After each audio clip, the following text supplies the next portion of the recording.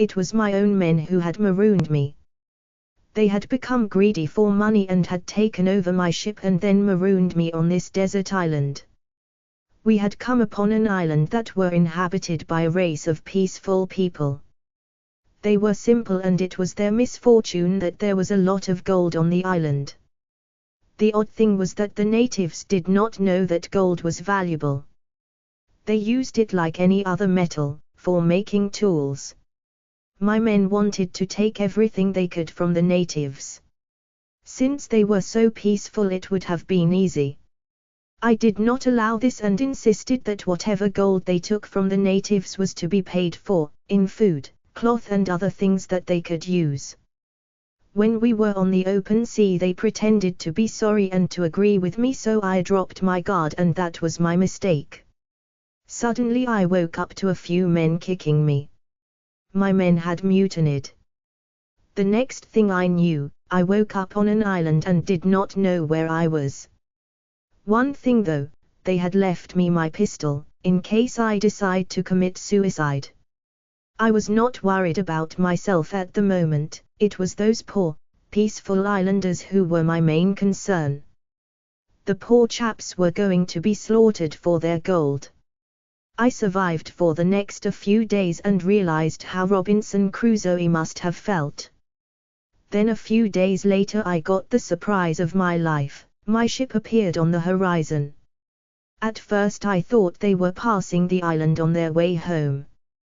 Then I realized that they were heading straight for my island. I thought that perhaps they had changed their minds about letting me live and were coming back to put an end to me. I drew my pistol and grit my teeth in determination. If I was going to take a few of them with me. Again I was surprised. The ship came nearer and the men put a boat over the side, and rowed right up to the beach. Then they walked towards me. I was a little puzzled as they seemed to be in a sort of trance. Two of the stronger men even helped me to the boat. They had a faraway look in their eyes and did not say a word.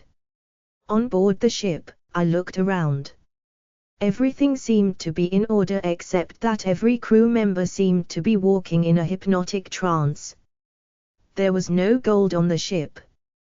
They had not taken any. The sailors obeyed my orders meekly and soon we were home. Only when they were ashore did they come out of their trance. None of them could remember anything except that they had landed on the island with their weapons and had demanded gold. Then the chief had chanted something. That was all they could remember. I reported their mutiny to the authorities and all of them were sentenced to jail. They took their punishments meekly.